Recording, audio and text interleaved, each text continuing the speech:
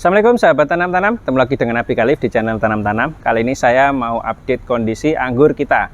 Ini anggur Jupiter yang kita tanam bulan apa ya, saya lupa. Tapi sekitar 4-5 bulan yang lalu. Jadi ini sudah berbuah, teman-teman bisa lihat di sini. Kita sudah update beberapa kali ya tanaman ini, anggurnya. Ini sudah beberapa dompol berbuah, dan ini yang di sebelah sini sudah merah ya teman-teman ya. Nah ini siap dinikmati ini. Nah ini tinggal nunggu beberapa hari lagi, udah gede. Nah ini musim hujan, tanaman yang paling gampang terserang jamur kalau musim hujan yaitu si tanaman anggur ini. Dan biasanya untuk teman-teman yang non organik biasanya pakai campuran antrakol. Untuk apa? Untuk cover. Cover itu menutupi daun dari serangan cendawan dan jamur. Nah di channel tanam kita pakainya, di channel tanam-tanam kita pakainya itu organik ya teman-teman ya. Jadi ya kadang-kadang saya pakai kimia juga tapi nggak full. Jadi saya lebih cenderung ke organik. Kenapa? Nanti buahnya ini kan kita makan sendiri. Jadi kalau misalkan kita makan sendiri buahnya terlalu banyak kimia kan nggak enak ya teman-teman ya. Kurang serg gitu di badan kita. Jadi kita akan bagikan tipsnya gimana caranya mengatasi cendawan di musim hujan pakai cara organik. Tapi sebelum itu jangan lupa like dan subscribe dulu buat teman-teman yang baru nemu channel tanam-tanam. Terus yang punya akun Facebook jangan lupa join di grup sahabat tanam-tanam TV. Di situ tempat kita berbagi segala sesuatu tentang tanaman. Oke, langsung kita praktek aja. Jadi untuk mengatasi cendawan musim hujan, terutama kalau tanaman anggur, biasanya terserang yang kayak gini-gini ya, downy mildew, karat daun kuning-kuning ya. Nah, ini bisa mengganggu pertumbuhan tanaman anggurnya. Nah, ini sebenarnya udah mulai banyak ya teman-teman ya. Udah mulai banyak ini daun-daun yang bolong juga akibat dimakan hama, serangan hama dan lain sebagainya. Teman-teman bisa lihat yang kayak gini-gini. Nah, ini biasanya memang saya pangkas, tapi saya nggak terlalu pusing ya, nggak terlalu pusing dengan yang namanya hama dan lain sebagainya, karena saya nganggapnya itu ya alami saja. Namanya juga hewan dan tumbuhan itu saling bersinergi, mereka butuh makanan, mungkin ulat-ulat makan ini, kalau terlalu banyak baru saya basmi. Kalau nggak banyak, karena ini konsumsi sendiri ya saya biarkan aja. Misalkan ada siput, kalau 1-2 dia nggak habisin semua daunnya, saya kira normal-normal aja saya biarkan. Jadi saya nggak terlalu sering semprot pestisida kimia. Biar apa? Biar yang kita makan juga nggak terlalu banyak zat-zat kimia ya teman-teman ya. Oke, untuk resepnya kita pakai ekoenzim. Di sini saya pakai ekoenzim yang baru kita panen, ekoenzim aloe vera. Ini pakainya sedikit sekali, sekitar 1-2 mili segini ya teman-teman ya. Nah, sedikit sekali. Kenapa? Karena ekoenzim ini bersifat asam, jadi jangan terlalu banyak. 1 liter itu cukup 1-3 mili. Nah ini karena spraynya kecil, sekitar 400 mili ya, jadi segini aja. Nah ini langsung kita spraykan teman-teman ya, langsung kita praktekkan ya. Caranya nyepraynya ya gampang sekali seperti ini ya teman-teman ya.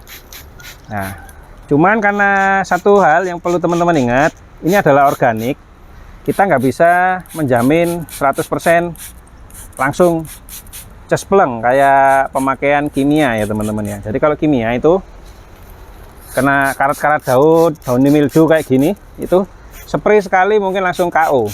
Tapi kalau karena ini organik ya, kadang-kadang kita kombinasikan dengan apa? Dengan instingnya apa? Kalau misalkan daunnya udah kayak gini, ini kan daun yang sudah tua, ya udah dipangkas saja sekalian, dipotek ya teman-teman ya. Jadi dipotek, daun-daun yang sudah terlalu tua kayak gini ini dipotek.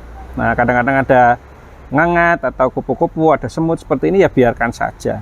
Mereka kan toh juga mencari makan di tanaman kita ya. Tapi downy mildew atau jamur cendawan musim hujan yang karat daun seperti ini, kalau kita spray dengan ekoenzim itu insya Allah beberapa kali spray mereka akan KO dan menyisakan daun kita yang sehat-sehat saja.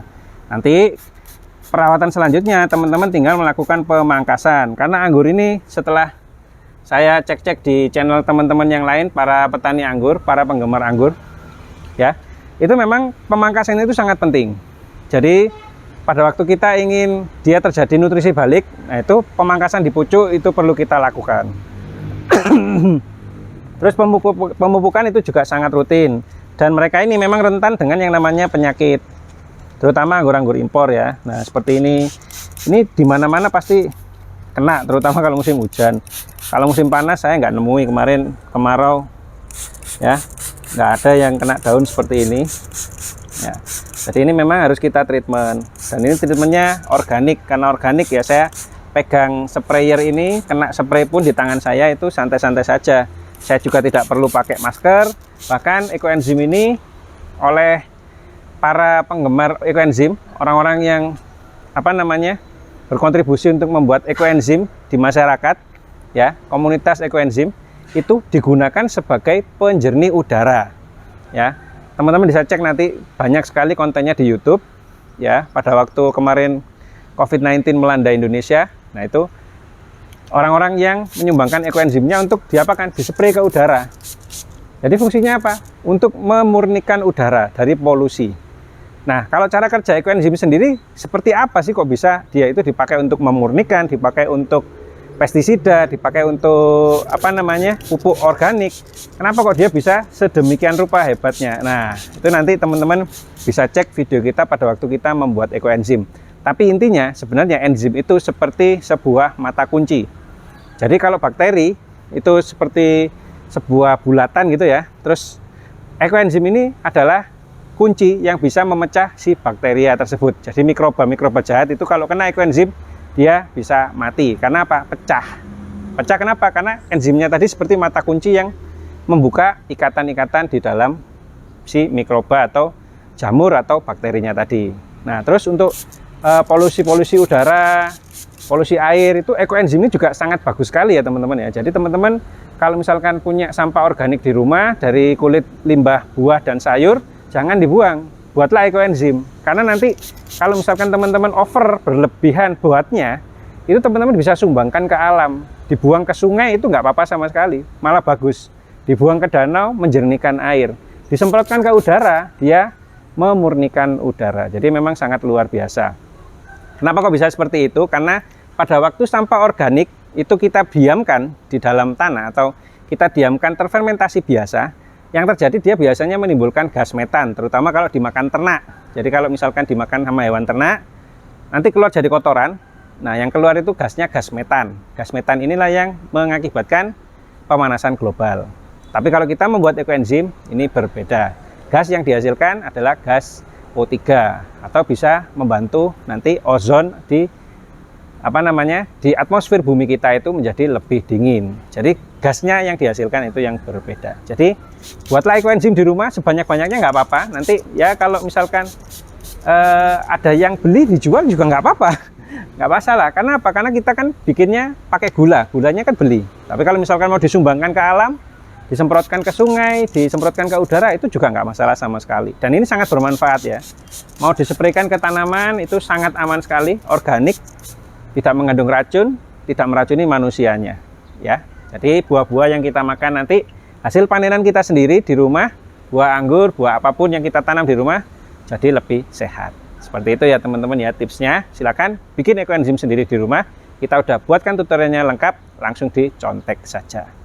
Demikian informasi kita kali ini di video yang semoga bermanfaat untuk teman-teman semuanya. Jangan lupa like dan subscribe-nya. Saya undur diri dulu. Assalamualaikum warahmatullahi wabarakatuh.